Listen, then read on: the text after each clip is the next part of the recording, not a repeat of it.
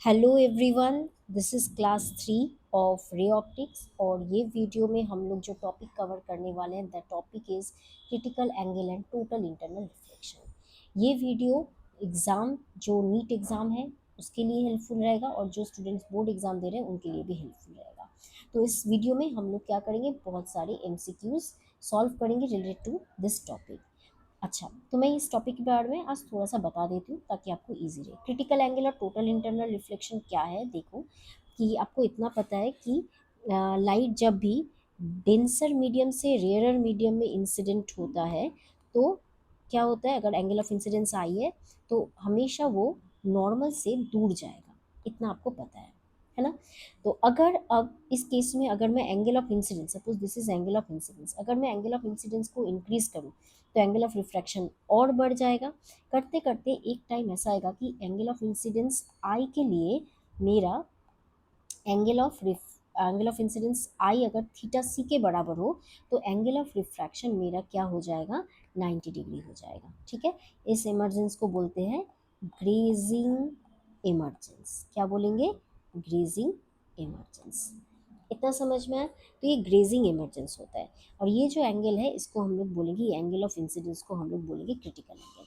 अब इससे ज़्यादा अगर हो तो आर तो और किधर जाएगा, ये घूम के वापस पहले वाला जैसे नीचे वाला मीडियम में आ जाएगा। तो इस केस को हम लोग बोलेंगे टोटल इंटरनल रिफ्लेक्शन। तो in case of total internal reflection हम लोग का क्या हो रहा है, हम लोग का वही लॉ ऑफ रिफ्लेक्शन θ1 = θ2 वैलिड हो रहा है। तो टोटल इंटरनल रिफ्लेक्शन होने के लिए हम लोग को हमेशा याद रखना पड़ेगा, two conditions are there. Condition number one, ray must travel from denser to rarer medium. This is the condition number one. Second is angle of incidence must be greater than the critical angle theta से, ये आपको याद रखना होगा। अच्छा, इस case में और एक फॉर्मूला आपको याद रखना होगा। क्या फॉर्मूला याद रखना होगा ये भी मैं आपको बता देती हूँ ताकि आपके लिए इजी रहे। फॉर्मूला है कि आपको पता है कि यहाँ पे अगर मेरा नीचे कोई जो मीडियम है उसका रिफ्रैक्टिव इंडेक्स अगर मेरा एन या म्यू हुआ, एन हुआ, और ऊपर अगर मेरा एयर है और अगर मेरा क्रिटिकल एंगल सपोज सी है, ठीक है, लाइट ऐसे जा रहा है और ये 90 डिग्री में चला जा रहा है, तो इस केस में फॉर्मूला क्या होता है, साइन सी = 1/n। ठीक है, ये एयर के लिए।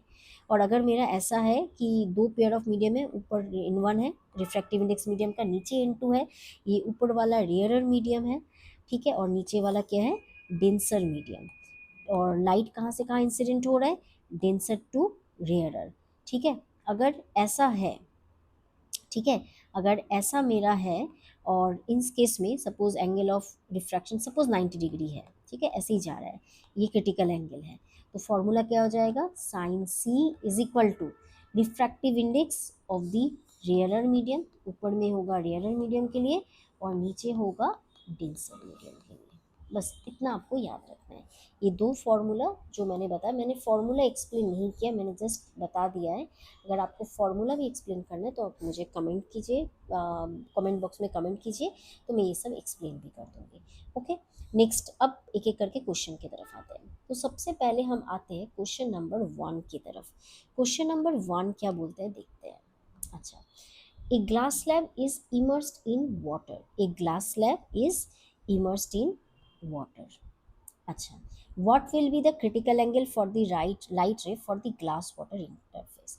हमेशा ये याद रखना, जब भी कोई क्रिटिकल एंगल का बात हो रहा है तो वो एक पेयर ऑफ मीडियम के लिए बताया जा रहा है। ओके, एक पर्टिकुलर पेयर ऑफ मीडियम के लिए एक पर्टिकुलर क्रिटिकल एंगल का वैल्यू आता है। तो यहाँ पे कौन सा पेयर ऑफ मीडियम है, ग्लास एंड वाटर। ओके, अब इन दोनों के लिए क्रिटिकल, तो दोनों में से कोई एक रेयरर होगा और कोई एक डेंसर होगा, पहले ये पता करना है। तो इसके लिए रिफ्रैक्टिव इंडेक्स भी दे दिया है, सोचो, रिफ्रैक्टिव इंडेक्स भी दिया है। तो वाटर का ये W मतलब वाटर है, वाटर का रिफ्रैक्टिव इंडेक्स है 1.33 और ग्लास का कितना है 1.5 विथ रिस्पेक्ट टू एयर।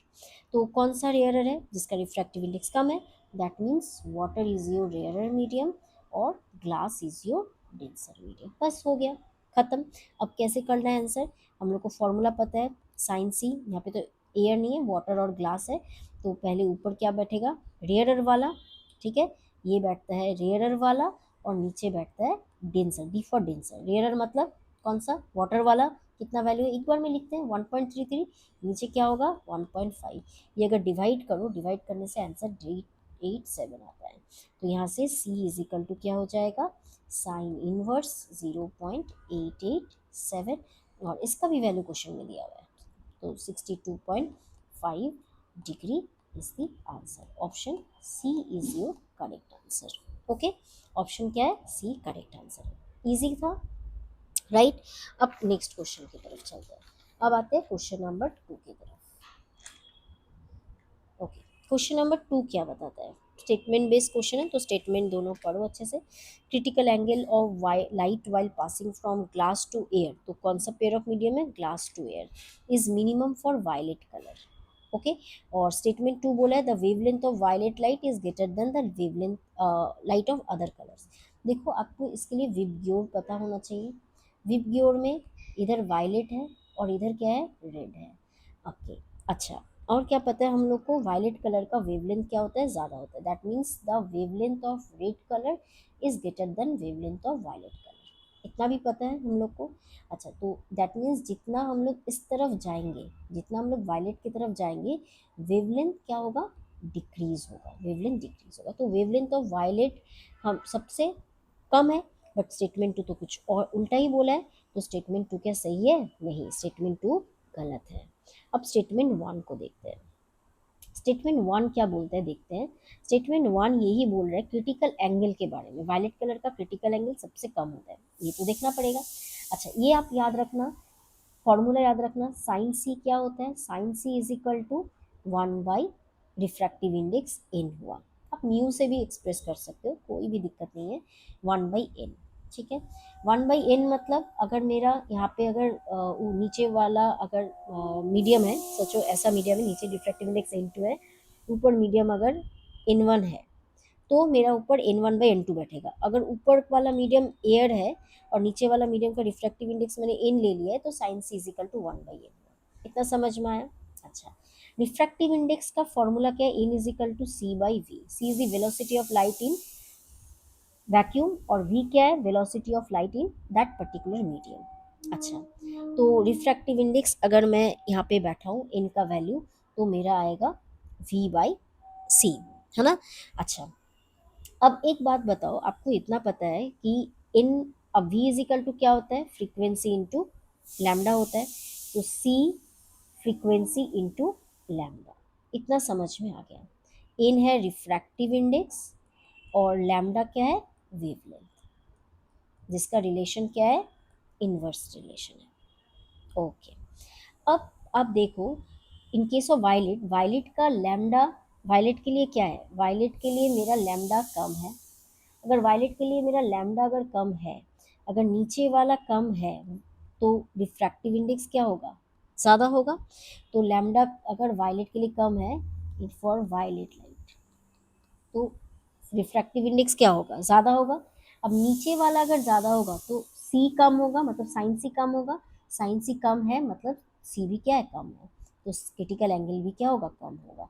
तो जिसका वेवलेंथ सबसे कम, उसके लिए जब जो लाइट है जो इंसिडेंट होगा एक पेयर ऑफ मीडियम के लिए, उसका क्रिटिकल एंगल भी क्या होगा, सबसे कम ही होगा, राइट। तो हम लोग बोल सकते हैं statement 1 is the correct answer.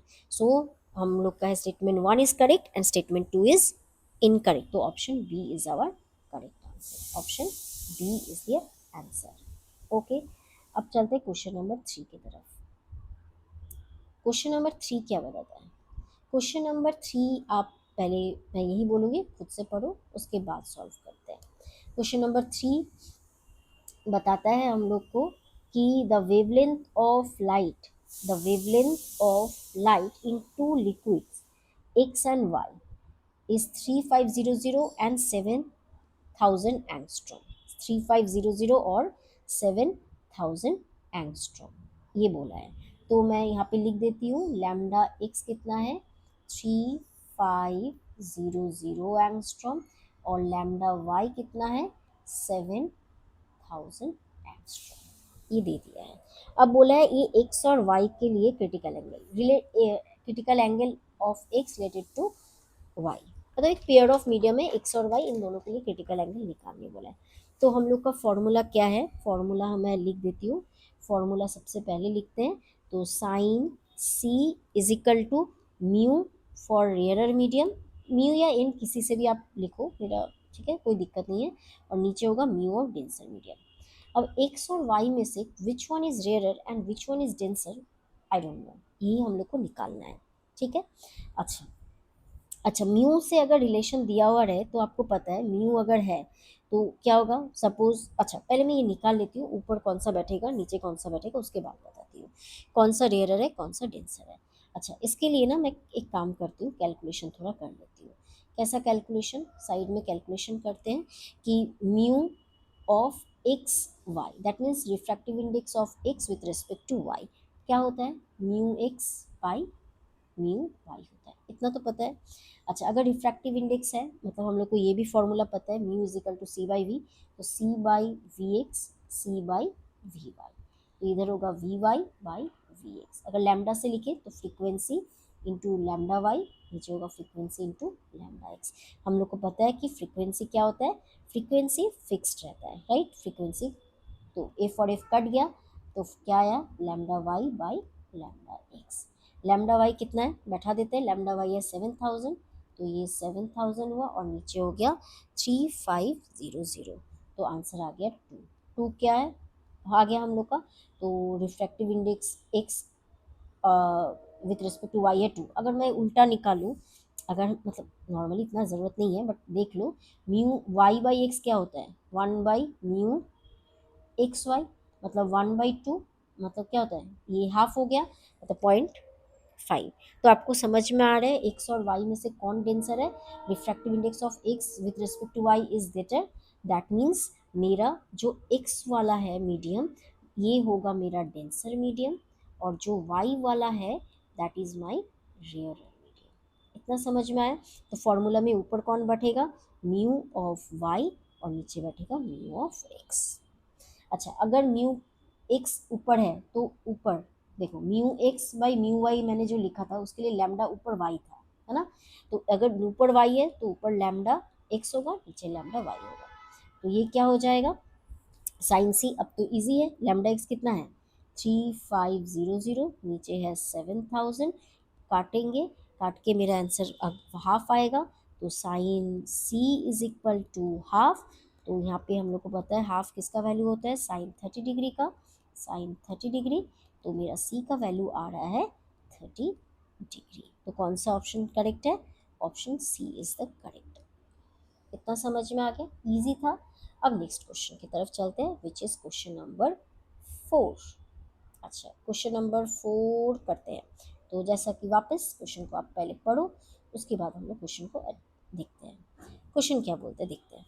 Okay, question, one second, क्या आ गया, क्वेश्चन यही बताता है कि white light is incident on the interface, एक ही टाइप का क्वेश्चन है, एक इंटरफेस है ग्लास और एयर का, तो नीचे ग्लास है और ऊपर एयर है, एक वाइट लाइट आ रहा है, तो वाइट लाइट मतलब वाइट लाइट में 7 रंग होते हैं, वीव की ओर बोला है, ऐसा एक एंगल में पड़ा है, ठीक है, green light is just totally internally reflected, just मतलब एंगल ऑफ इंसिडेंस ऐसा है कि जस्ट ग्रीन लाइट के लिए एंगल ऑफ रिफ्लेक्शन 90 डिग्री है, बाकी सबके लिए एंगल ऑफ इंसिडेंस मतलब विबग्योर में बाकी सारे कलर के लिए एंगल ऑफ इंसिडेंस सेम है, सिर्फ ये जो ग्रीन कलर दिख रहा है ना, तो ये ग्रीन कलर के लिए एंगल ऑफ इंसिडेंस ऐसा है कि एंगल ऑफ रिफ्रैक्शन 90 डिग्री है, बाकी सबके लिए एंगल ऑफ इंसिडेंस सेम है, बट डिफरेंस किस में है, सिर्फ एंगल ऑफ रिफ्रैक्शन में, ठीक है।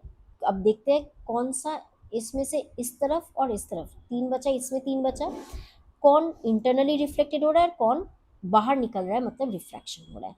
अब क्वेश्चन में क्या बताया देखो, क्वेश्चन में बताया कि बताना है कि अगर ग्रीन लाइट अगर जस्ट हो मतलब 90 डिग्री हो, तो इमर्जिंग रे मतलब बाहर कौन निकल रहा है, मतलब प्लेन रिफ्रैक्शन किस किस का हो रहा है, ये हम लोग को बताना है, ठीक है।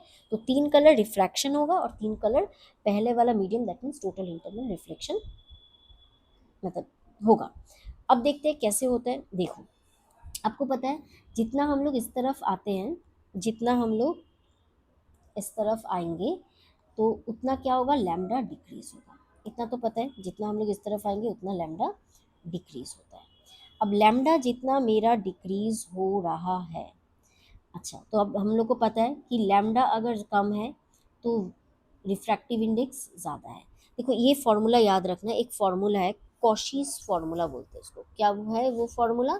Cauchy's formula. मैं यहाँ पे साइड में लिख दे रही हूँ, कॉशीज फॉर्मूला।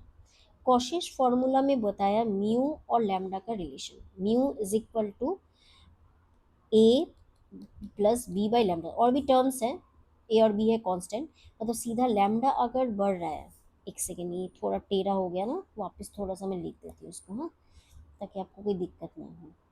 अच्छा, Cauchy's formula, Cauchy's formula, mu is equal to A plus B by lambda square. A and B are constant, इसका मतलब लैम्डा अगर ज़्यादा है तो म्यू हमेशा कम होगा।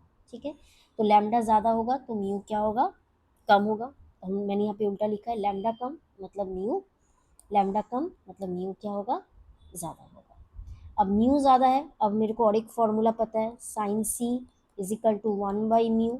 तो मैं बता सकती हूँ कि अगर नीचे वाला ज़्यादा है तो साइन सी कम होगा, साइन सी कम है मतलब सी कम है, क्रिटिकल एंगल कम है। इतना तो पता है ना? तो म्यू अगर ज़्यादा है तो मेरा साइन सी का वैल्यू कम होगा, मतलब क्रिटिकल एंगल का वैल्यू कम होगा। इतना समझ में आ गया? तो दैट मीन्स अगर मैं बोलूँ जिसका वेवलेंथ कम है, जैसे वायलेट लाइट का वेवलेंथ ग्रीन लाइट से कम है, तो उसके लिए एक्चुअली उस रे के लिए क्रिटिकल एंगल कम होगा। मतलब एंगल ऑफ इंसिडेंस सपोज मेरा कुछ ऐसा है, सपोज 40 डिग्री है, ठीक है, तो 40 डिग्री में ग्रीन के लिए 90 डिग्री एंगल ऑफ रिफ्रैक्शन हो रहा है।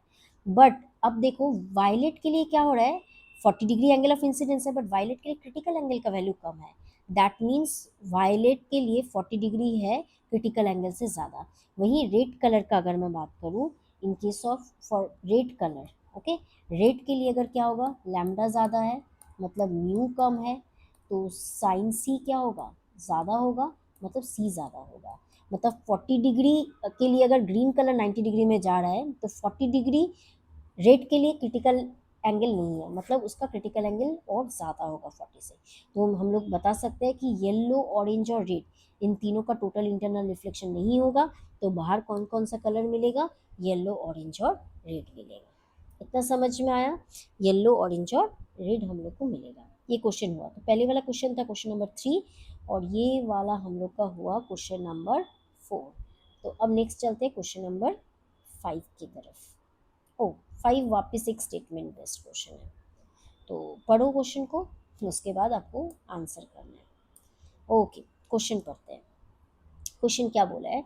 Propagation of light through an optical fibre is due to total internal reflection taking place at the, देखो इसके लिए तो ऑप्टिकल फाइबर को आपको पढ़ना होगा। ऑप्टिकल फाइबर आई होप आपने पढ़ के रखा होगा।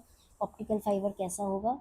ठीक ऐसा कुछ, जस्ट मैं एक रफ ड्राइंग बना रही हूँ, ठीक है, एंड जस्ट ड्राइंग, मतलब रफली आई एम ड्राइंग, तो ऐसा कुछ होगा। ये ऑप्टिकल फाइबर का एक पोर्शन दिखा है मैंने। ऊपर जो ये वाला पोर्शन है, ये वाला जो आउटर पोर्शन है, ठीक है, इसको बोलते हैं हम लोग क्लैडिंग। क्या बोलेंगे? 1 सेकेंड, इसको हम लोग बोलते हैं क्लैडिंग। ये हो गया हम लोग का क्लैडिंग, हो गया।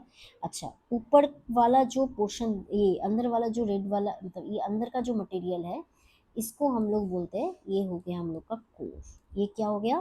कोर हो गया, हो गया। कोर का रिफ्रैक्टिव इंडेक्स हमेशा ज़्यादा होता है और क्लैडिंग का रिफ्रैक्टिव इंडेक्स हमेशा कम होता है। इतना बताएं। अच्छा, इस केस में क्या होता है, जब भी लाइट, सपोज लाइट यहाँ पे आया, अंदर रिफ्रैक्शन हुआ, जब यहाँ पे लाइट इंसिडेंस हुआ, तो ये वाला इधर नीचे क्या है, रिफ्रैक्टिव इंडेक्स ज़्यादा है, ऊपर कम है, और ऐसे एंगल में होता है ताकि ये टोटल इंटरनल रिफ्लेक्शन हो। वापस डेंसर टू रेयर में हुआ, वापस टोटल इंटरनल रिफ्लेक्शन होगा, ऐसे टोटल इंटरनल रिफ्लेक्शन होते रहेगा, और लाइट का कोई एब्जॉर्प्शन या कोई रिफ्रैक्शन नहीं होगा, मतलब लाइट कहीं लॉस नहीं हो रहा है, टोटल जो सिग्नल है वो आगे जा रहा है। ठीक है, तो अब स्टेटमेंट ए, तो देख के लग रहा है स्टेटमेंट ए क्या है? करेक्ट, ग्रीन सिग्नल दे देते हैं इसको। Statement 2, refractive index of the material of the core is greater then that of the air, मतलब क्लैडिंग जो भी हो, तो ये स्टेटमेंट 2 भी करेक्ट है। That means both the statement are correct. Option D is the correct answer, right, that is correct. तो ये क्वेश्चन कितना था? क्वेश्चन नंबर लिखना मैं भूल जाती हूँ बार बार, तो क्वेश्चन नंबर पहले का देख लेते हैं 4, so this is our question number 5।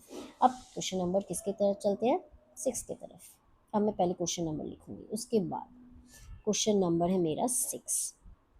Question पढ़ते हैं, क्या बोला है क्वेश्चन में। क्वेश्चन बोला है a ray of light travelling in a transparent medium falls on a surface separating medium for air at an angle of incidence 45 degree. 45 degree, अच्छा angle of incidence में लिख देती हूँ, कितना बोला है 45 डिग्री। बोला है टोटल, तब जब भी इस एंगल में पड़ रहा है तो टोटल इंटरनल रिफ्लेक्शन हो रहा है, अंडरगोस, ठीक है। तो बोला है इस refractive index N of the medium with respect to air. अच्छा कहाँ गया, लिखा जो था, अच्छा मैं वापस लिख दे रही हूँ, question number 6, I is equal to 45 degree, इसके लिए टोटल इंटरनल रिफ्लेक्शन हो रहा है।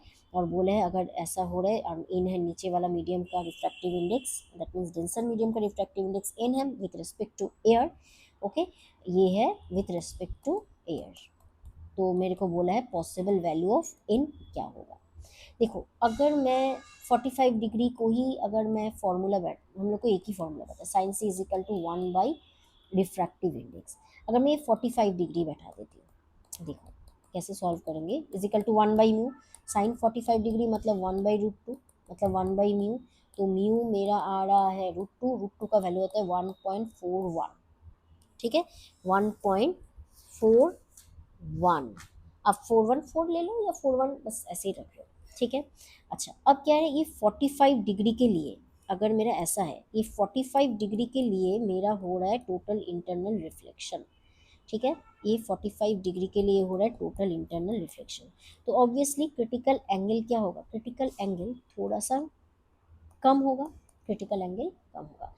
अब देखो अगर तब 45 नहीं होगा, 45 से कम होगा। देखो अगर एंगल को मैं थोड़ा कमाऊँ, अगर सी को मैं थोड़ा सा घटाऊँ तो म्यू मेरा बढ़ेगा, म्यू मेरा बढ़ेगा।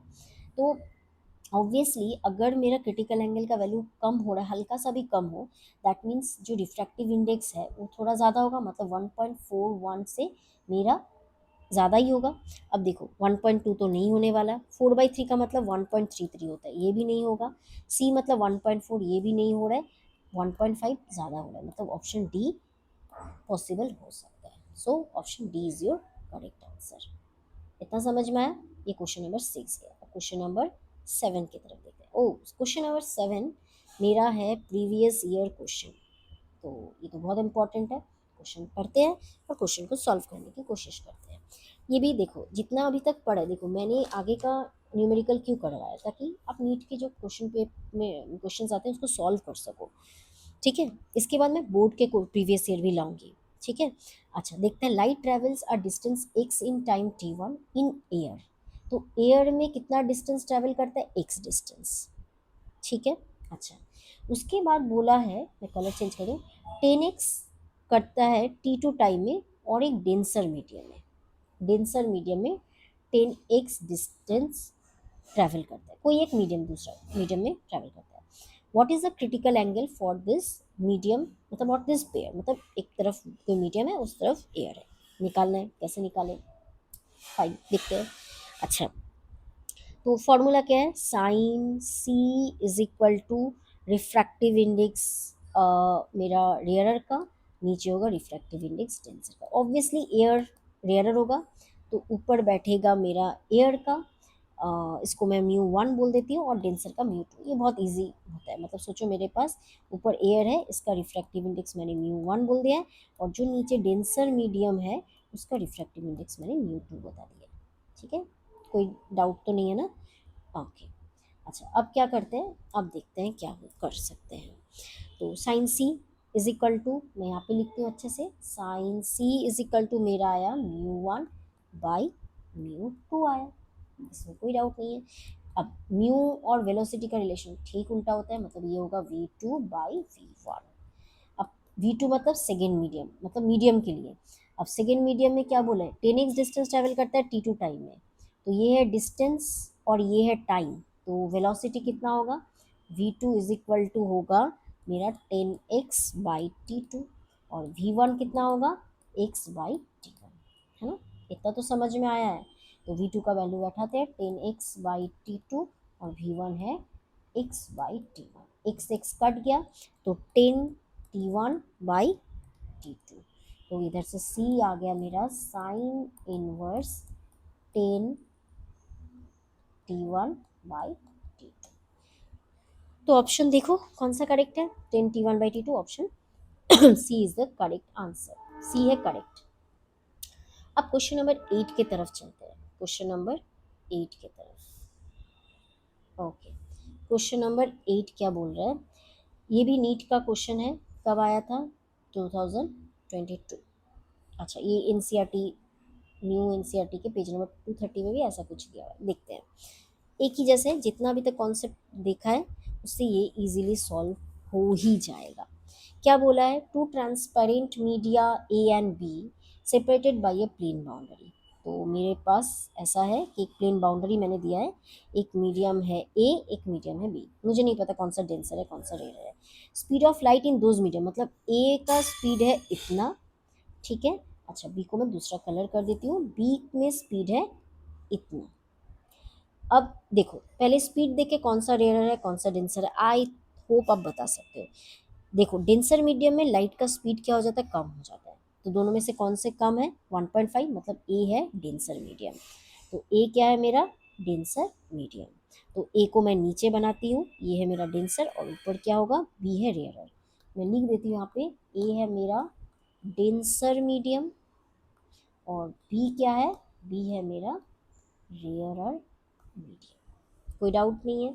अब क्रिटिकल एंगल बोला है, अरे अब तो बहुत ही ज़्यादा इजी है ना, अब कर ही सकते हो। क्रिटिकल एंगल का फॉर्मूला साइन सी, ऊपर होगा म्यू ऑफ रेयरर, नीचे होगा म्यू ऑफ डेंसर। कौन रेयरर है, रेयरर है मेरा बी, तो म्यू बी होगा, नीचे म्यू ए होगा। म्यू मतलब वेलोसिटी उल्टा हो जाता है, V A by V B. Velocity of A कितना है, 1.5 × 10⁸, नीचे क्या होगा 2 × 10⁸, 1.5/2, मतलब आप ये और ये कट गया ना, 1.5/2 मतलब 3/4, 3/4 करने से आता है 0.75। तो आंसर कितना आएगा, C is equal to sine inverse 0.75। Option A is your correct answer. Tough है बिल्कुल नहीं, अभी तक जितना कॉन्सेप्ट पढ़ाया है मतलब सॉल्व किया है वैसे ही है। क्वेश्चन नंबर अब 9 की तरफ चलते हैं। ओके, क्वेश्चन नंबर 9, देखो 9 क्या बोल रहा है, पढ़ो।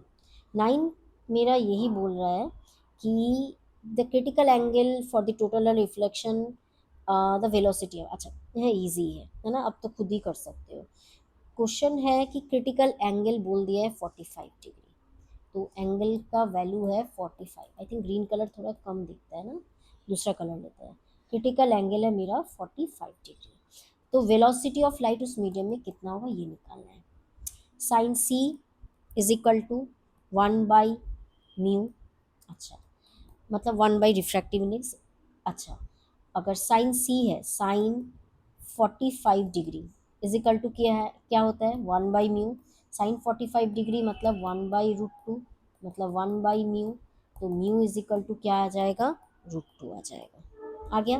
अच्छा, अब हम लोग को पता है रिफ्रैक्टिव इंडेक्स और वेलोसिटी का formula, refractive index mu is equal to, refractive index मैं लिखती हूँ यहाँ पे, कलर चेंज कर लेते हैं। Refractive index mu is equal to C by V, C है 3 × 10⁸ और वी क्या है नीचे √2, तो 3/√2 10⁸ कौन सा मिल रहा है, oh option B, option B is your correct answer. Tough था नहीं था, कब आया था, नीट 2020 में, टफ नहीं है, ठीक है। टफ कुछ भी नहीं है, प्रैक्टिस के ऊपर डिपेंड करें हम लोग, और टफ टफ न्यूमेरिकल थोड़ा सा ज़्यादा टफ नहीं, जितना लेवल हो सकता है उस हिसाब से प्रैक्टिस करेंगे। नेक्स्ट चलते हैं क्वेश्चन नंबर 10 की तरफ, ये भी PYQ है, question number 10। Okay, in total internal reflection when angle of incidence is equal to critical angle for the pair of media, what will be the angle, अरे what will be the angle of reflection, अगर angle critical angle होता है तो angle of reflection क्या होगा, ये तो बहुत ही इजी क्वेश्चन है, 90 डिग्री, तो ऑप्शन सी इसका करेक्ट आंसर। इसको तो सॉल्व करने का भी ज़रूरत नहीं है ना, ये बहुत ही इजी क्वेश्चन था। अच्छा, अब नेक्स्ट क्वेश्चन की तरफ चलते हैं, क्वेश्चन नंबर 11, क्वेश्चन नंबर 11 कहाँ गया, 11 की तरफ, क्वेश्चन नंबर 11 पढ़ो। Two transparent media A and B are separated by plane boundary speed of light in one media. अरे ये तो अभी किया था ना, ये तो पी वाई क्यू ही था, ये तो पी वाई क्यू ही किया है, इसको करने का कोई ज़रूरत नहीं है, राइट। अच्छा क्वेश्चन नंबर 12 चलते हैं। अच्छा 12 क्या है, find the critical angle for the combination of two media with the speed of light इतना। ये भी सेम है, यहाँ पे स्पीड या वैल्यू अलग है, स्पीड दिया हुआ है, आपको क्रिटिकल एंगल निकालना है, ठीक है। ये आप खुद से करो, सॉल्व करो खुद से, और आंसर को जो भी है उसको कमेंट करो, ओके प्लीज़, इतना तो करना है, बनता है ना। क्वेश्चन नंबर 12 हो, जो भी है 12 खुद से करोगे। लास्ट क्वेश्चन है क्वेश्चन नंबर 13, ये अब मैं बता देती हूँ क्वेश्चन नंबर 13 क्या है। Small coin is resting at the bottom of a beaker. तो यहाँ पे दिख रहा है एक छोटा सा कॉइन है एक लिक्विड के अंदर। A ray of light from the coin travels up to the surface of the liquid. तो ये रे दिख रहा है, आ रहा है यहाँ से, ये आके सीधा क्या करा, 90 डिग्री में चला गया, है ना। मतलब ये क्या हो रहा है, ग्रेजिंग इमरजेंस हो रहा है, मतलब यहाँ पे एंगल ऑफ रिफ्रैक्शन क्या, 90 डिग्री। तो ये जो एंगल में हो पड़ रहा है वो क्या है, क्रिटिकल एंगल, मतलब ये क्रिटिकल एंगल का केस है। तो यहाँ पे एंगल ऑफ रिफ्रैक्शन क्या हो रहा है, 90 डिग्री। बोला है find the speed of the light in the liquid, find the speed of the light in the liquid. अच्छा तो सबसे पहले यहाँ पे मैं अगर बोलूँगी, यहाँ पे मेरा पॉइंट ऑफ इंसिडेंस ये है, यहाँ पे मैं एक नॉर्मल ड्रॉ करूँ तो ये वाला क्या होगा, एंगल ऑफ इंसिडेंस आई। दूसरा ये वाला होगा मेरा एंगल ऑफ इंसिडेंस आई। अब एंगल ऑफ ये आई है तो ये भी क्या होगा, दिख रहा है ना, आई होगा, ठीक है। ये आई है, ये भी आई है, और ये वाला जो है मैं दूसरा कलर से एंगल ऑफ रिफ्रैक्शन को ड्रॉ करती हूँ, ये R is equal to 90 degree है। आर तो पता है। अब यहाँ पे हम लोग स्नेल्स लॉ लगाएंगे, क्या लगाएंगे, स्नेल्स लॉ। स्नेल्स लॉ क्या बताता है, स्नेल्स लॉ मेरा है नीचे का, मतलब जहाँ से लाइट इंसिडेंस हो रहा है उसका रिफ्रैक्टिव इंडेक्स, ये तो मुझे पता है, क्या पता ही नहीं है, तो मैं ले लेती हूँ लिक्विड का रिफ्रैक्टिव इंडेक्स है म्यू एल। तो mu L into sine angle of incidence I is equal to mu of upper medium, ऊपर क्या है, एयर है, तो एयर का रिफ्रैक्टिव इंडेक्स म्यू ए और साइन आर। अच्छा म्यू एल, मुझे लिक्विड का रिफ्रैक्टिव इंडेक्स नहीं पता, देखो स्पीड ऑफ द लाइट निकालना है, तो रिफ्रैक्टिव इंडेक्स कहीं ना कहीं अगर हम लोग निकाल ले तो स्पीड भी निकाल पाएंगे। अच्छा sine I don't know, sine I mu A का वैल्यू 1 है, और साइन आर मतलब साइन 90 डिग्री, इसका वैल्यू भी 1 ही होता है। अच्छा तो राइट हैंड साइड में 1 आ जाएगा। Mu L we have to find the value of mu L. Sine I कितना होगा, देखो ये एंगल अगर आई है, ये 90 डिग्री है, तो ये राइट एंगल ट्राइंगल है।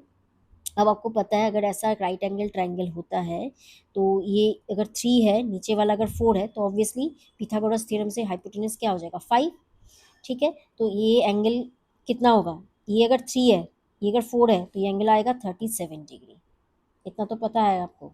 और तो हम लोग का क्या है, साइन आई मतलब sine 37 degree is equal to 1। So mu L sine 37, 3/5 perpendicular by hypotenuse, 3/5 is equal to 1। So mu L कितना आएगा, म्यू एल आएगा 5/3, कितना आएगा, 5/3 आएगा। इतना तो समझ में आ गया। अब वेलोसिटी निकालना मुश्किल है, mu L is equal to क्या होगा, C by velocity of the liquid light in that liquid, तो V L is equal to क्या आएगा, सी बाई म्यू एल, इतना तो पता है। अच्छा थोड़ा हैंड राइटिंग गंदा हो गया मेरा, जो भी हो, ओके। सी कितना है, 3 × 10⁸ मीटर पर सेकेंड, और म्यू का वैल्यू बैठा हो नीचे 5/3, तो 3 ये ऊपर चला जाएगा, 3 3 9/5। अगर आप कैलकुलेशन करो सो योर आंसर, मैं थोड़ा नीचे लिखती हूँ, ये 9/5 × 10⁸ आया, आंसर विल बी 1.8 × 10⁸ मीटर पर सेकेंड। सो इसका ऑप्शन नहीं है, जस्ट ये मैथ है, आंसर है 1.8 × 10⁸ मीटर पर second is the answer. Easy था। तो आज के लिए बस इतना ही। ये जो एमसीक्यूज हम लोगों ने किया वो बहुत इम्पॉर्टेंट है, आप प्रैक्टिस करो ताकि हम लोग और अच्छे अच्छे एमसीक्यूज सॉल्व कर सके। धीरे धीरे लेवल बढ़ाएंगे, ठीक है, पहले हम लोग इजी क्वेश्चंस को सॉल्व करते हैं। आज के लिए बस इतना ही, थैंक यू सो मच। तो नेक्स्ट वीडियो में मिलते हैं, बाय बाय।